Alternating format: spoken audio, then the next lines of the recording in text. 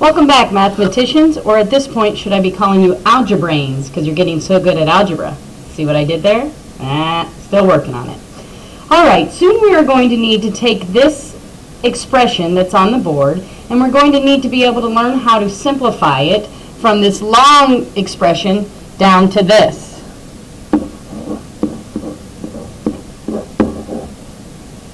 Well, in order to be able to simplify these expressions, we need to know properties of addition and multiplication. Today we are going to review the commutative property, which you guys are already really good at because we've been talking about it all year. So now we only need to learn the associative property and distributive property. I think you will agree that it may be easier to learn these properties without the algebra piece first, and then we can apply the properties to algebra. Today we are going to focus on writing equivalent expressions by using the properties. As you move on in your math career, these properties will be invaluable to you as you have to learn how to write expressions in different ways depending on which situation you are in. There are often times you need to break up the numbers differently to be able to simplify your expression. So, in your table of contents in your math notebooks, in our table of contents, we are going to write properties of addition and multiplication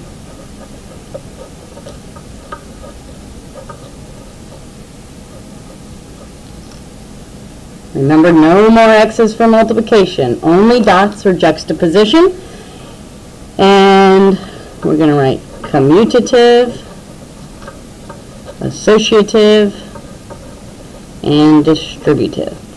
And then whichever even number page comes next in your table of contents. For me, it would be page 60. Then we're going to turn to the next open page in our notebook. On the right side, and we're going to title it, you guessed it, Properties of Addition and Multiplication.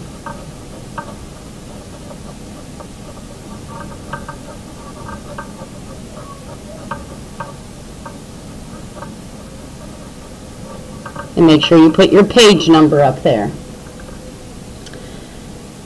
Okay, we will begin with the commutative property because we have talked about this all year. The commutative property of addition and multiplication states that regardless of the order of numbers, your answers will remain the same. So, in our notebooks, let's write commutative property.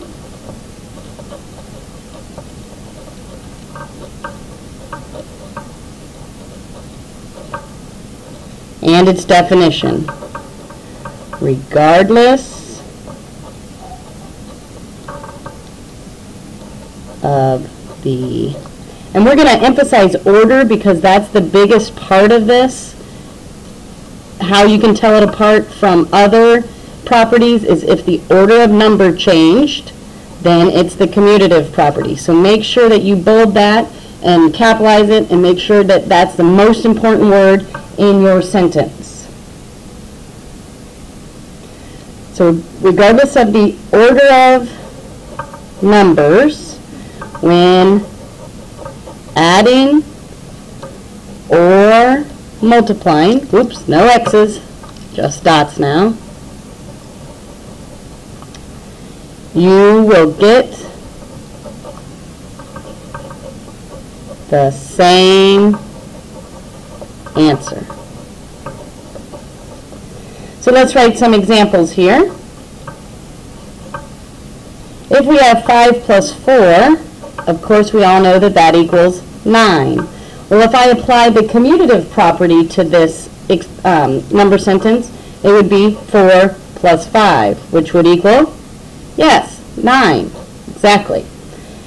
How it looks in multiplication is 6 times 3 would equal 18, just like if I changed the order or applied the commutative property, 3 times 6 equals 18. You've been using the commutative property since you started learning your basic facts. Because once you know one fact, you actually know two facts. So hopefully this is all just a review. Algebraically, we would write this property as so.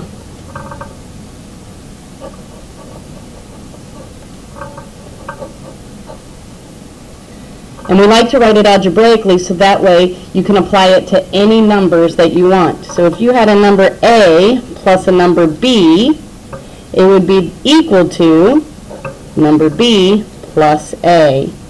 Or A times any number B would be equal to whatever number B is times A. All right, so far, so good. Let's stretch our brains now a little bit and learn about the associative property.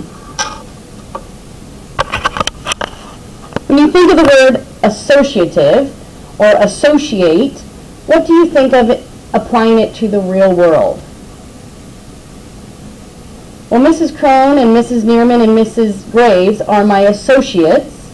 They are people that I associate with. It is people that I am grouped with. The same goes in math. The associative property states that regardless of how numbers are grouped, their answers stay the same in addition and multiplication problems. Remember, these all are properties that only apply to addition and multiplication. So let's write in here about the associative property.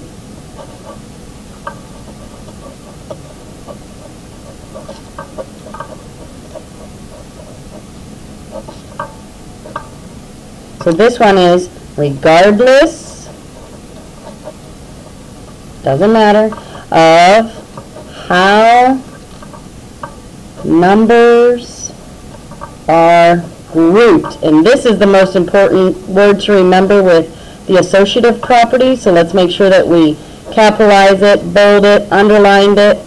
Because if you notice that numbers are grouped differently, it means that somebody has applied the associative property. And the way we group things in math are with parentheses. So you will notice that the parentheses will actually move in the problem. So regardless of how numbers are grouped, their answers stay the same.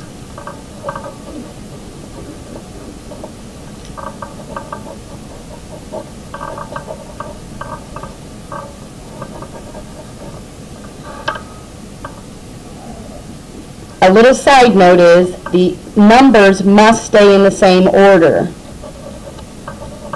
If you want to change the order of the numbers, then you need to apply the commutative property. But when you apply the associative property, all you are doing are changing the groups.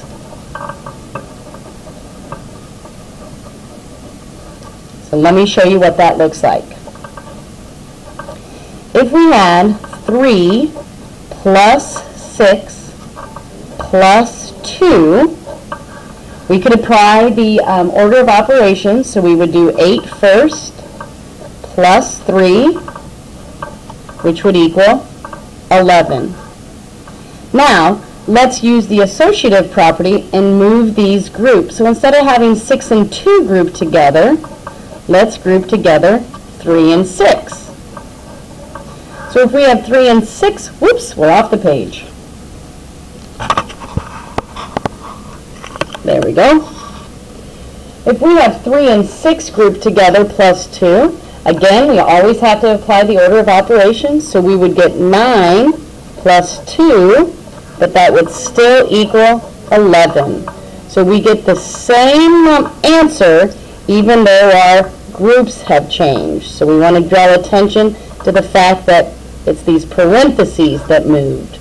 So if you're trying to find something about the associative property, always look to see if the parentheses have moved or the numbers that are associated together, grouped together, move.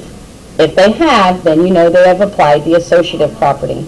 In multiplication, it looks like this. If I had 5 times parentheses 3 times 2, and remember you should have everything that I'm putting on my notes in your notebook as well. So anything that I write down in the notebook, you should be copying as well. And you can always push the pause button if I have gone too fast and rewind. That's the beauty of these videos. So if I have 5 times 3 times 2, I do 3 times 2 first, which would equal 6. And then I need to do 5 times 6. I kept the parentheses there because I'm using juxtaposition. And 5 times 6 would equal 30. But let's apply the associative property to these numbers and group together 5 and 3 instead, times 2. Notice I kept the order of the numbers exactly the same. The only thing that changed was the groups, or who the numbers are associated with. So here I have 5 times 3 is 15, times 2 equals 30. Pretty slick, huh? That is the associative property. Algebraically, it would look like this, so that we could apply it to any situation we needed to. Sure hope I'm spelling algebraically correctly. If I'm not, I'm sure somebody will let me know. Algebraically, it would look like A plus B plus C would be the same answer as A plus B grouped together plus C. And likewise in multiplication, A times B times C would be the same as A times B times C. We would get the exact same answer regardless of which numbers are grouped together if we keep the numbers in the same order. I have to move to the back of my page. If you do as well, go ahead and do that. The next one is the distributive property. And the distributive property is pretty tricky, and we're going to need to take several days to practice it. But it might be the one that comes in the most handy. The distributive property lets us know that multiplying a number, by a group of numbers added together is the same as doing each multiplication separately. Ooh, that is a mouthful. So let's write it down and then look at it step by step. So, the distributive property.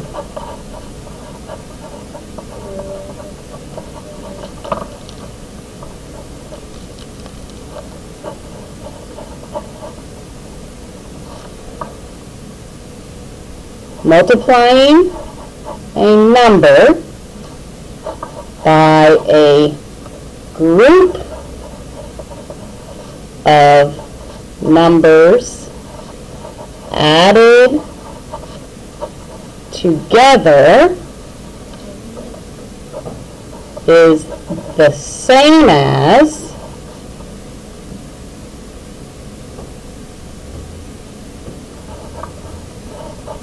doing each multiplication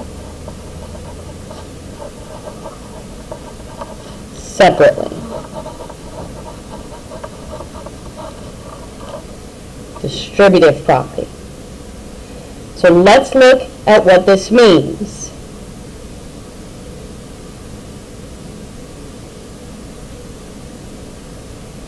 So, if I had a problem such as 3 times 5 plus 4, I would get 5 plus 4 is 9, and then 3 times 9 equals 27. Well, if I apply the distributive property, basically what I need to do is distribute or pass out groups of 3 to each number. So if I started here like this, and then I pass out 3 groups to 5 and 3 groups to 4, then add, I'm going to get the same answer. Watch. So this looks like 3 times 5 plus 4 times 3. 3 times 5 is going to give me 15, plus 4 times 3 is 12. Remember, order of operations, thou shalt not add until all multiplication or division is complete. It still applies to the distributive property in any number expression that you have multiple operations in. Well, when I add 15 plus 12, I get 27. So here's 27, here's 27. So a group of numbers added together, so here's a group of numbers, here's a group of numbers added together, is the same as